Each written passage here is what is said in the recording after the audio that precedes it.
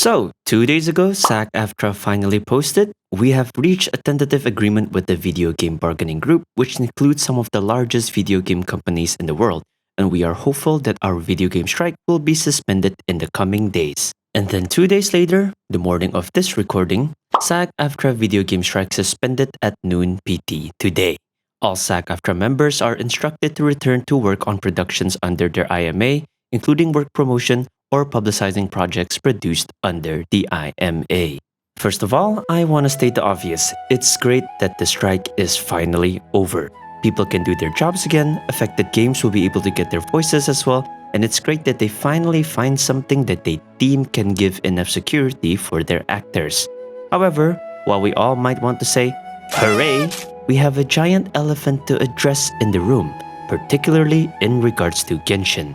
Here's the thing, if you guys think that this means that we're gonna start immediately getting all the EN voices in Genshin back, I'ma have to disappoint you all. As much as I would like to think of this to be the case, there's actually a larger probability now where we will end up losing more of the ENVAs that Genshin already has. And what could be worse for some of you is that we might end up losing voice actors that had been doing nothing but sit there and just watch as they might be losing their roles. And this all has to do with the actual implications of the strike's ending and what it will mean to the collective work refusal that several of the EN voice actors have either been obligated to uphold due to being a full SAG member or have voluntarily joined out of solidarity. I'm going to start this by echoing a concern that Mujin said at the end of his video that covers SAG's strike ending announcement. This he said in regards to Paimon's VA, Corina Bodker, saying that they will not be providing voices until Hoyo signed SAG's interim agreement. Are all union actors going to follow Corina's mentality because they'll be forced to by the Global Rule 1 being finally applied? Is every single studio on US soil meant to sign this agreement, not just the 10 companies that were struck? Because unless SAG-AFTRA clarifies, we will have to assume that that's the case. Now, from my point of view, there's no assumption to be made about who is really signing this agreement. SAG has always made it very clear who their signatory targets are: Activision, Blindlight, Disney, EA, Epic Games, Formosa, Insomniac Games, Take-Two Productions, and Warner Bros. Games. They have always written only include and never said but not limited to. So, in their own writing, these are the main companies that they were really going after. Call it nitpicking all you want, but sorry man, this is the legal jungle we are talking about. If you want to say someone is included, you better have it in writing. Notice who's not on the list? Hoyoverse. And the main concern that both Mujin and I share is that with Global Rule 1 now being enforced, will it force the voice actors to have to reach an ultimatum of their own?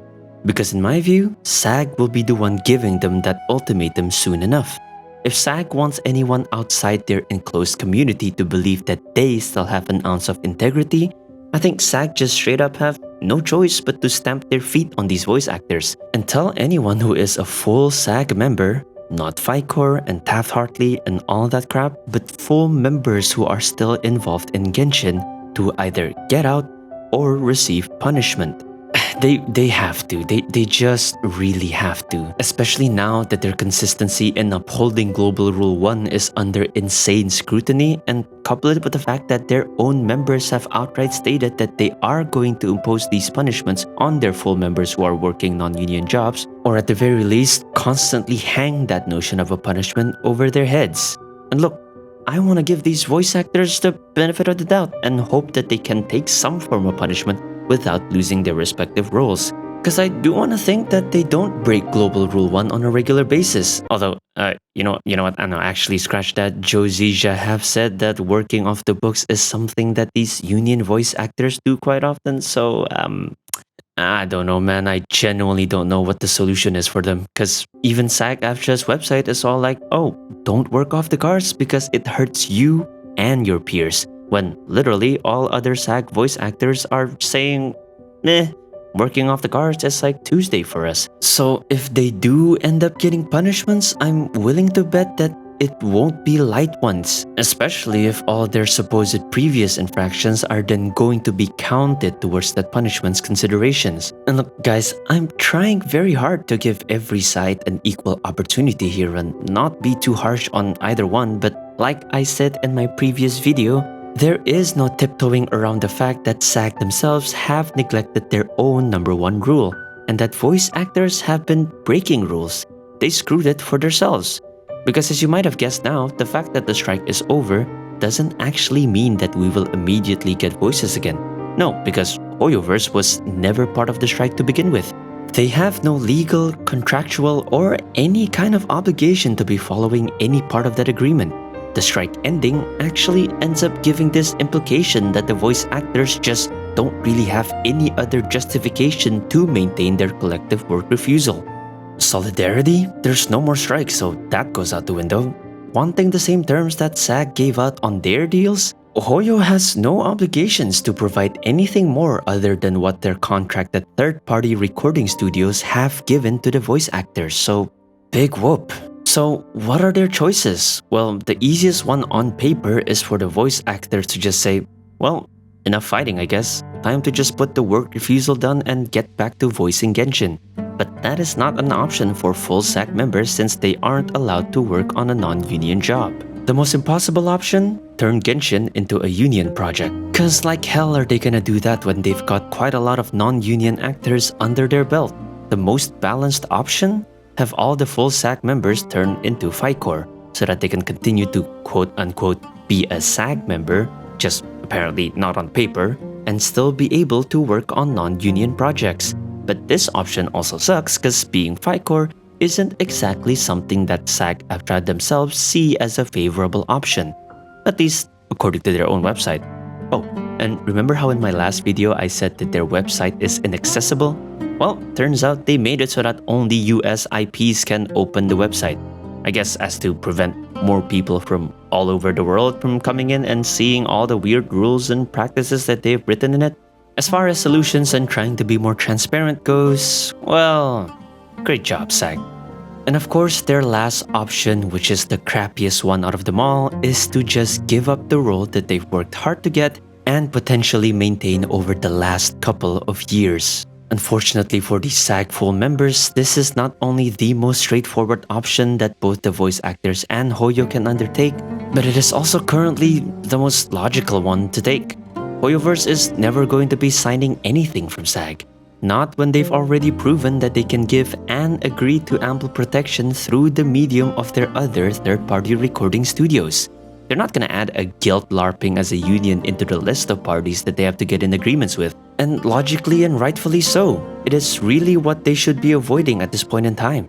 And yet, while it is the most straightforward option and most logical, it is the one option that just loses for everybody except SAG-AFTRA themselves.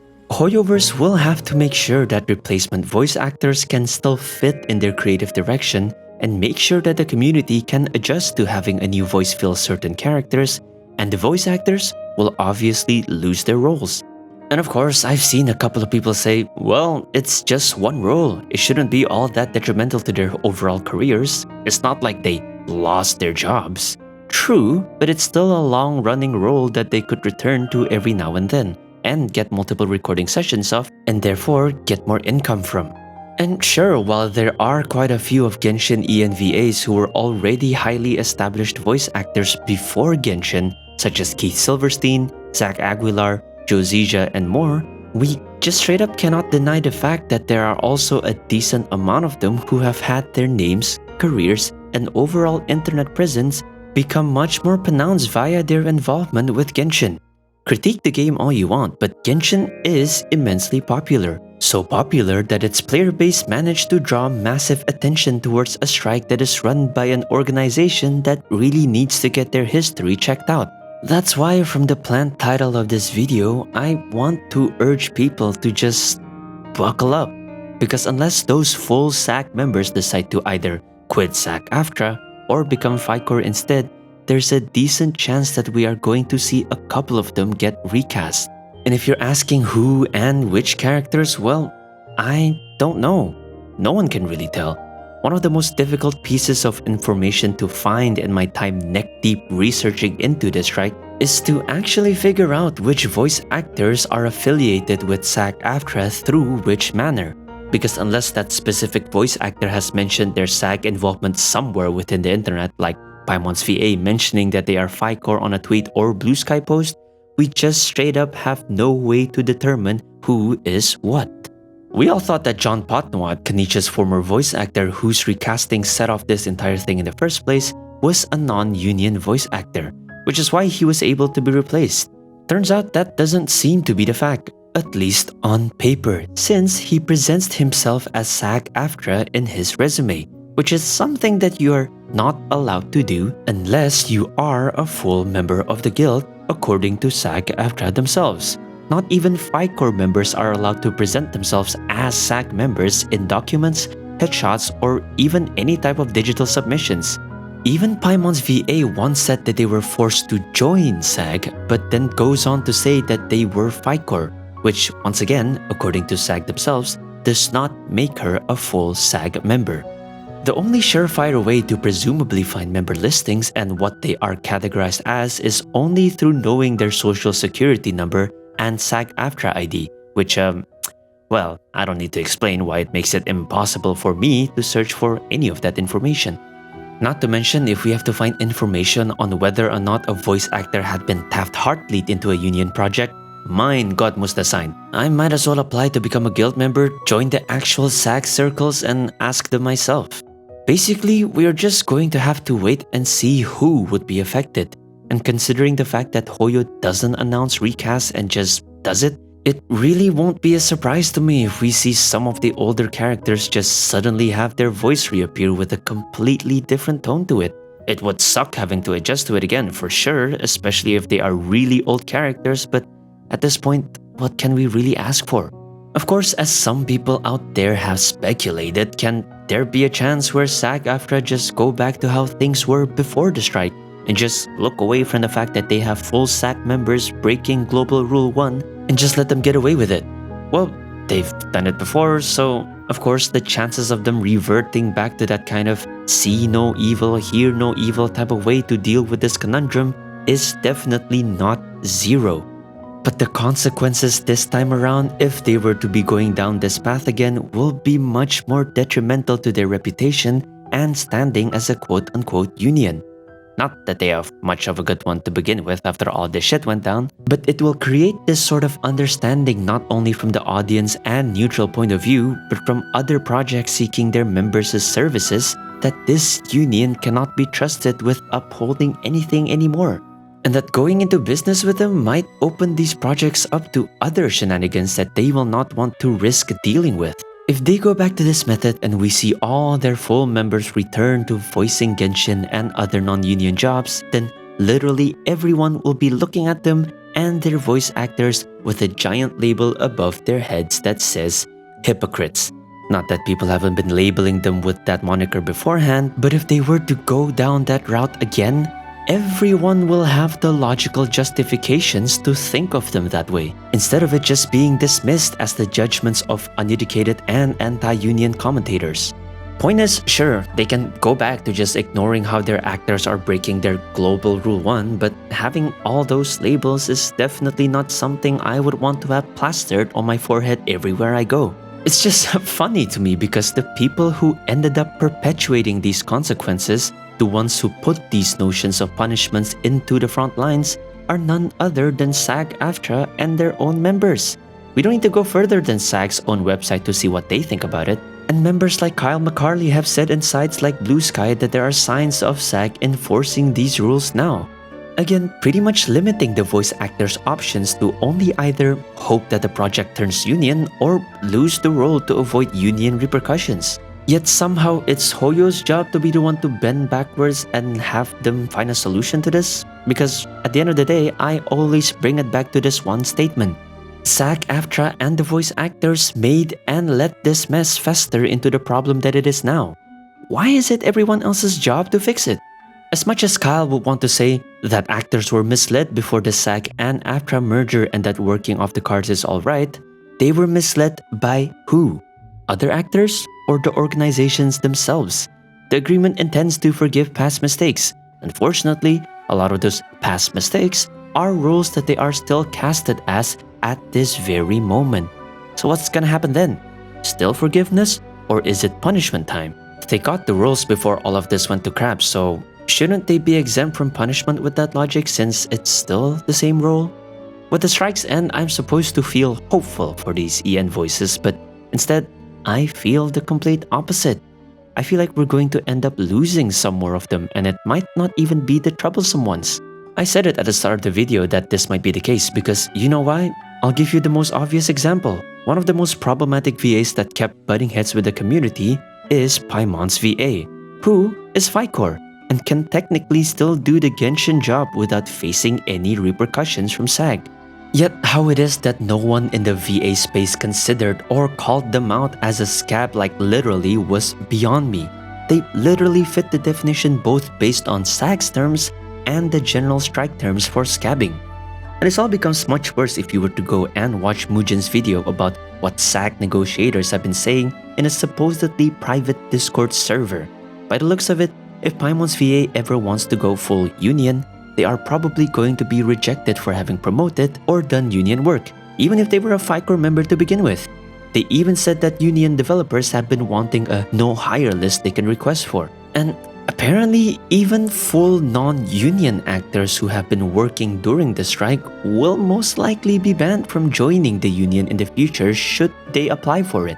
And look, okay, even discounting what is said in the Discord server, it's the same line of what the hell type of information that appears when you see that Kyle McCarley have repeatedly stated in Reddit and Blue Sky that Hoyo is not struck specifically, but they are striking against the whole of the video game industry. So they are technically being struck against.